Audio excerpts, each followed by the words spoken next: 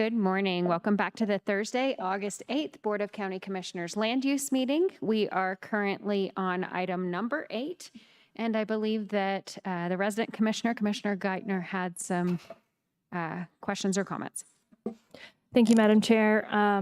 Really appreciate everyone's patience. Again, sometimes these can be interesting and difficult to really try to do the best that we can to make sure that the decisions and uses we're getting to are both fair to the applicant, the property owner, and also to making sure that we're not inadvertently creating undue burdens on surrounding property owners as well. So I appreciate that patience and the work with my colleagues.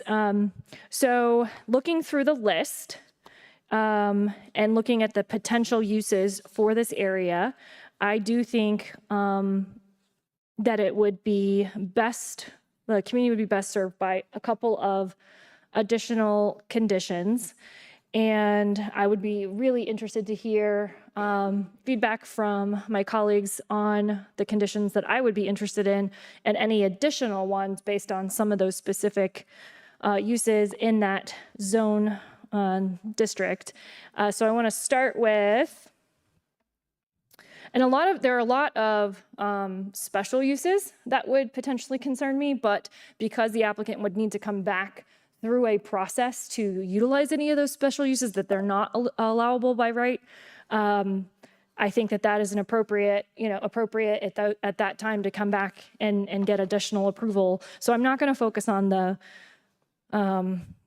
special uses. I'm going to focus on the allowable uses. And so one of those allowable uses, I'm sorry, I'm getting to my pages here.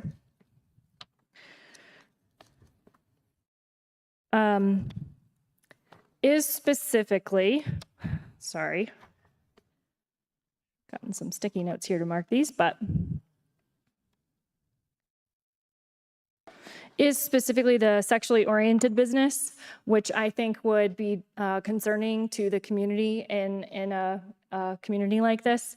And so staff did speak with the applicant who would be agreeable to excluding that so that would not be a possible use. We could do that by condition.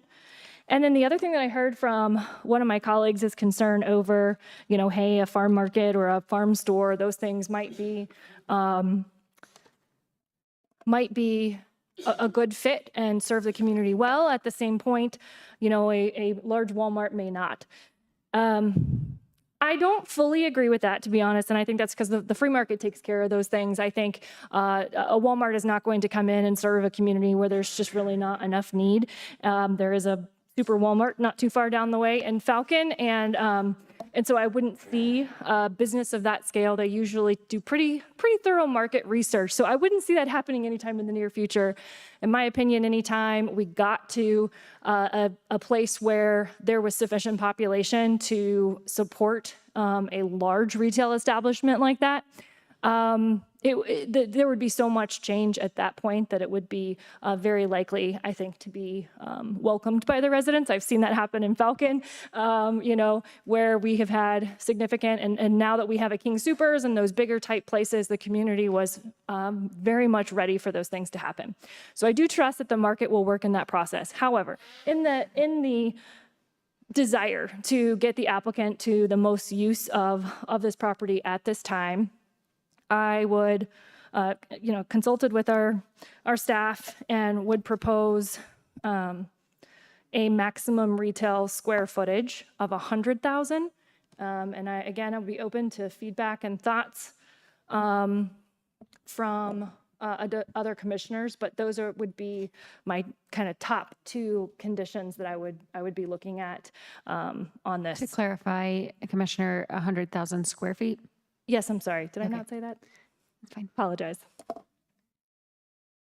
Thank you, Commissioner Geithner. Do we have any other commissioner comments on Commissioner Geithner's suggestions of limiting, of excluding a specific use that was mentioned and agreed to by the applicant, and in addition, ensuring that retail was capped at a square footage that perhaps makes it more what the area is ready for at this time.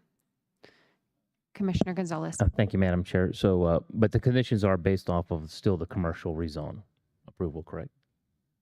Okay, so it is, I appreciate that. Doesn't change my original comments on that. I don't believe commercial is the appropriate for this.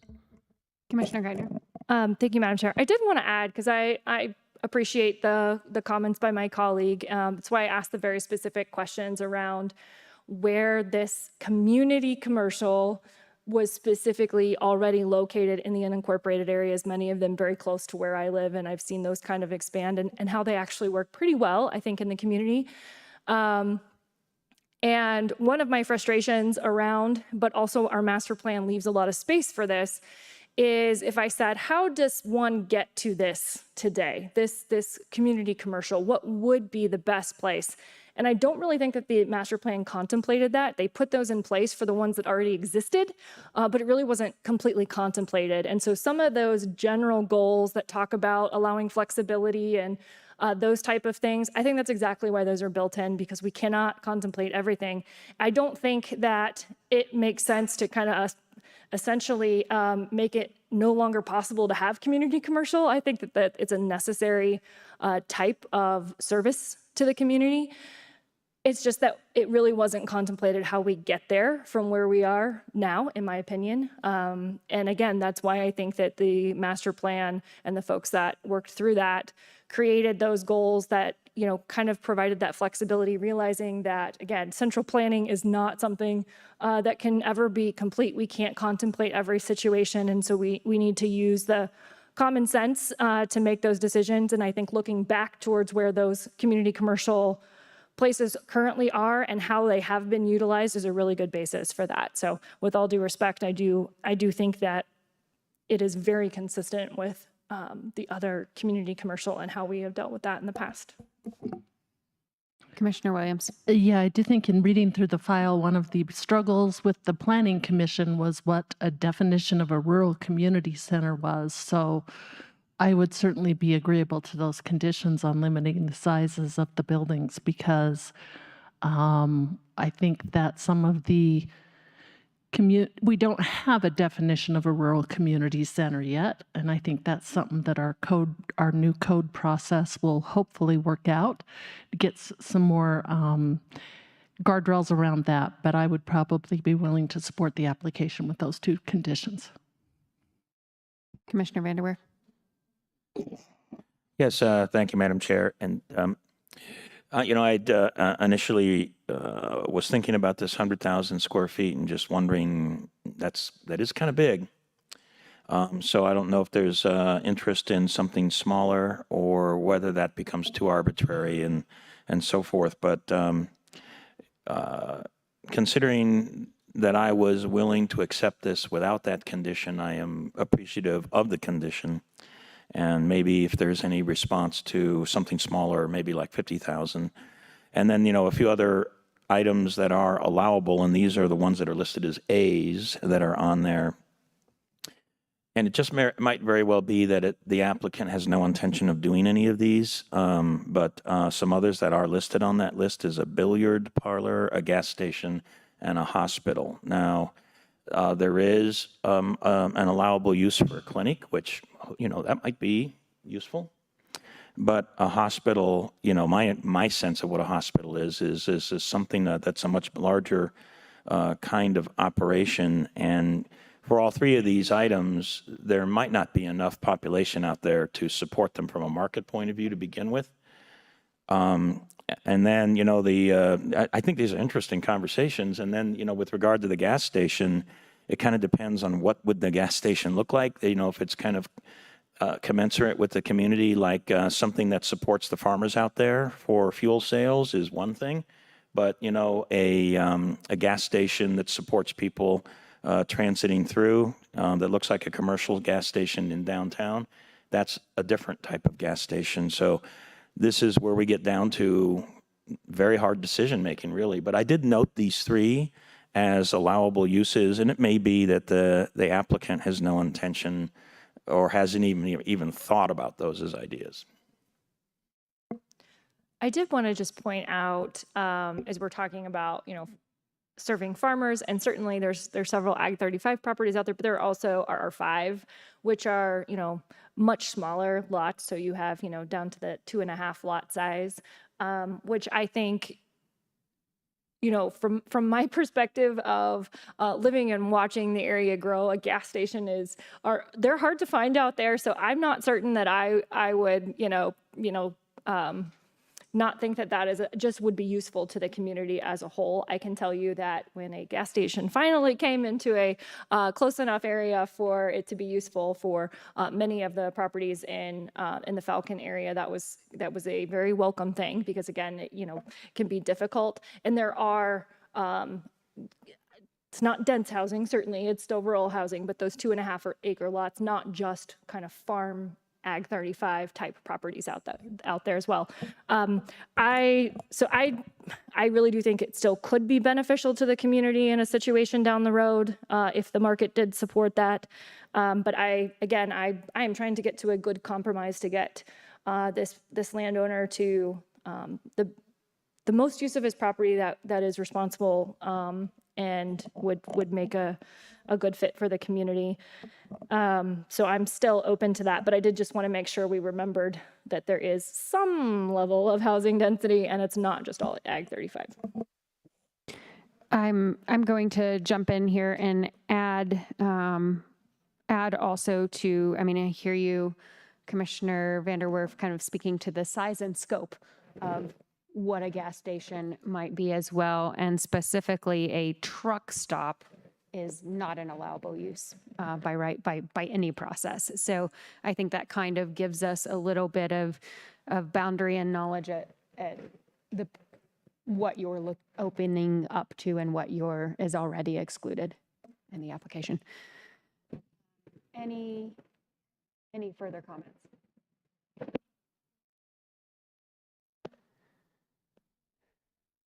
Commissioner Geithner. Thank you, Madam Chair. So I'm going to go ahead and make a motion, and I'll be open to any friendly amendments if I'm missing something that was of grave concern. But I would make the motion to approve item 8 with with all the current information and with additional conditions that include limiting retail to 100,000 square feet, and conditioning out the use of a sexually oriented business. And I'll leave it at that for the moment and see where we want to go. Commissioner Vanderwerf. Yes, thank you, Madam Chair. And we can ask council if this is specifically necessary, but it's been our practice in the past to state with the two conditions, in this case, it's 2 conditions and 2 notations in the proposed. Yeah, sure. When I said additional information, that is what I was referring to, but to be more specific, you're correct. Okay, thanks. So I'll assume the motion then includes the 2 conditions and the 2 notations. Yes, sir, it does. Okay, thank you. 2 additional conditions. And then added to that, the additional ones that she did mention, that Stated. the commissioner did mention. Yes, thank you. Yes, thank you. Madam Chair, may I interject just really quickly? For clarification, the 100,000 square foot limit, is that per business?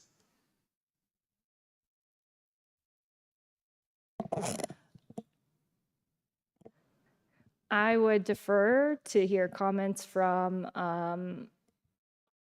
my colleagues about, what a big difference that makes. I think I was trying to address, which you may not have, but still trying to address the concerns of one giant retail establishment like a large Walmart or something coming in that just a large retail establishment that might not be in character, though again, as I stated, I think the market mostly takes care of that. So I suppose I would say for an individual establishment, but I am open to my colleagues if they would prefer to make that more of a holistic approach. Madam Chair. Thank you, Madam Chair. I think I would recommend that be the limit for all the development combined. And kind of to use that as an illustrative example, if there is a event center constructed, and I think the applicant mentioned that would be 2,000, maybe it's 3,000, but something in that range, that would actually be decremented against the 100,000, and then it just kind of keeps on going, but you end up with a limit. And that does beg the question, however, if that is even legally enforceable, or if there are other challenges with regard to that kind of an approach. And I would defer to council if there's some suggestions on that. Thank you, sir.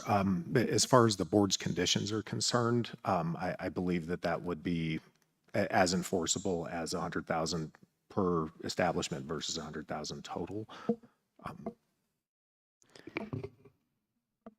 I'm sorry to interject here, Megan Harrington, Planning Director. So from the planning perspective, when I hear 100,000 square feet of retail, I'm thinking the uses as they're listed in the table, one of the uses is retail, and it clearly defines retail. So when I was thinking applying the 100,000, be it by building or by use, I was not thinking we would subtract his business event center. And so if that's where you're going, for me, in implementing what these conditions mean, that means something very different to me. So I would just ask on the selfish side for staff to clarify, if it's by retail, we would apply that to the use. So when I made the motion, I believe I specifically said retail limit. So that was what I was referring to, was 100,000, and I would agree to make that a total limit on retail to 100,000, but I was not necessarily applying that to the event, to other uses, including that event center. Thank you. I'll consider that a compromise, because I think what was originally stated was 100,000 per retail establishment. This would be 100,000 total for retail. And again, I'm just trying to contemplate the idea of what I still think the numbers may be too big, but trying to contemplate what could be, the best measure of compatibility with the neighborhood there. But I'll accept that as a compromise for your proposal, and be comfortable with proceeding forward with that. Madam Chair, may I interject one more time with one more quick item? I believe that there was a reference to a stipulation from the applicant. Could we ask the applicant to come down and just state that on the record for himself? Are you willing to come down and indicate your agreement with the exclusionary condition that we're considering here? Yes, I'm okay with that, but I would like to add, can you put a time limit on it? I'm sorry, I Like, missed that. in When other might you words, could you say after 20 years, those conditions go away, or after 50 years or 100 years, some sort of time limit on it? To whatever you feel is the right amount. I think once we approve it, it stays with the property. Is that Well- correct? I like it to expire at some point. I may be dead by then, but that's okay. But at some point, I don't know if you want to have that as a long-term forever. Oh, I get it. Restriction. I was thinking the other way. Okay. I'm sorry. I thought if you have a 100,000 square foot building and it expires, you'd have to remove the building. I was thinking the other way. I apologize. Would that be acceptable? You can name the years. I'm just think there should be a time limit on it. I'm not sure that I'm gonna be willing to make an approval recommendation with a timing, but what I would say is, at any point, that there could be a reapplication process to remove that. So in the event, if it was 20 years down the road and there was someone who wanted to make those changes, there is a process to get there. So it doesn't mean to say nothing is really permanent. I'm not willing to make a year's condition today. Oh, well, as long as there's a process, that's what I was looking at. Yeah, Okay. I think that's fair Yeah. that there's a process available. Could that be included? There's a process to do that? That It is. illegal? I think what Commissioner Geithner is alluding to is that inherently there is always a process Fair to, for the property owner to petition to do something different than what is currently allowable. Okay. It's similar to what you're going through now, but there are a few different mechanisms that could allow a more full use or a change to anything that you've requested in the future, or for a future property owner to do the same thing. It's always, this process is always starting from what it currently is. Ms. Harrington. Just to put it on the record, the applicant or property owner in the future could rezone to remove your conditions. There's also the use variance process if there was a use that they wanted to do that it was not permitted in the zone district. But I think what Mr. Holmes would be concerned about would be coming back in 20 years, rezoning, requesting that the board consider rezoning the property to remove those use conditions, which I will also look at the county attorney, but I believe that that is absolutely a viable option, would be to rezone in the future as conditions change. Commissioner Geithner. So I have two things, and I will have one more question for you. So I have two things. I want to get you to the highest use. However, I don't think that there's an appetite for putting on a years at this point. I think we're stretching here to try to get to a place where we can all feel comfortable. And so I would just respectfully say, I don't think we're going to get to a year's expiration, but there is a process as described. And I think that that still does leave open the door, and that allows for someone to demonstrate changes and further changes in the community that would accommodate that. And then my second thing is, I just wanted to make sure we get this on the record, that staff did specifically ask you about the sexually oriented business, and that is something that you are willingly. I have no desire for that. Okay. Thank you very much. Just wanted to get that on the record. And the 100,000 square foot thing is fine as well. Sorry, the 100,000 foot thing is fine as well. Okay, thank you so much. So I don't have any desire to change my motion on that at now, but I, of course, defer to my colleagues. Commissioner Williams. I'm just wondering if you could restate your motion.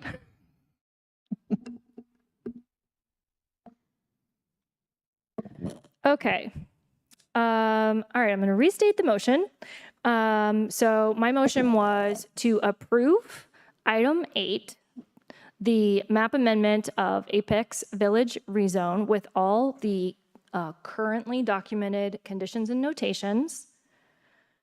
And so again, that is to community commercial, sorry, the other way around. And then the additional condition being a total retail limit of 100,000 square feet, as well as an exclusion of sexually oriented business, as was agreed to by the applicant. Commissioner Williams. I'll second that. Okay, that has been moved and seconded. Is there any further discussion? Okay, I'm going to pipe in here, as I've been facilitating, making sure that everyone else could get their opinions and adjustments on the record. I'm having a hard time with this one, and largely because there are, I think I've identified four other ways that the applicant could get to a use that is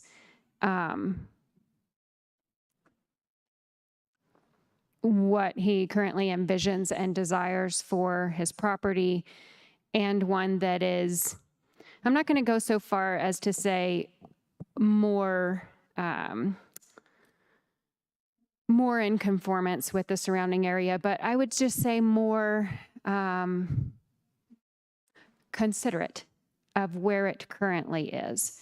So this is really a tough one, because I also, like Commissioner Geithner and like many of us up here, absolutely believe in private property rights and the ability of a current property owner to fully utilize their property as long as it's not infringing on the rights of of other people's personal property or decisions that they've made. So I'm just really struggling with this one because I'm just going to throw out there that I think variance of use has been mentioned. Special use permit has been mentioned. This is the process. I understand that in talking with the applicant, our planning department kind of guided towards this this process as being the most comprehensive way to go when you're at a point where you don't know exactly how you might like to use the property in the future. And then, honestly, we asked a few questions about the surrounding PUDs and how, as Commissioner Geithner says, the property owner could get there through that process as well. At the end of the day, I do think it's quite visionary that the applicant is realizing it is a slowly changing area. And it just comes down to really, really tough decisions for us. There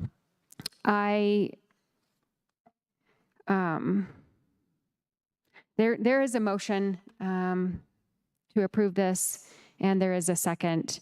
And ultimately, while I would have probably preferred another route that, as Commissioner Gonzalez said, gives us more control over the speed at which future changes happen in that area, and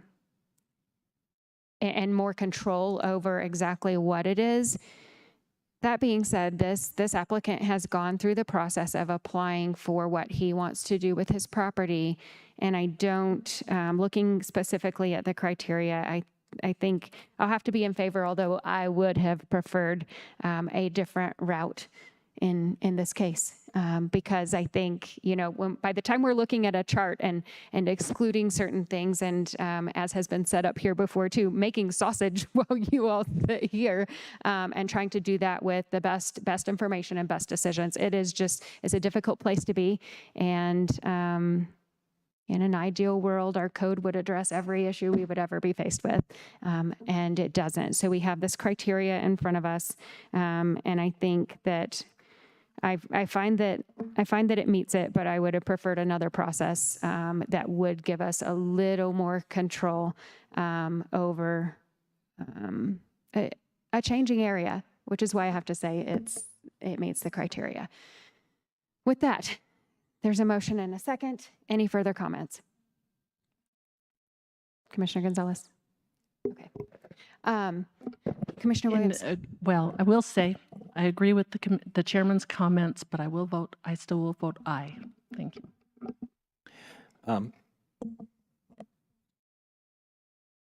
And Commissioner Vanderwerf votes aye.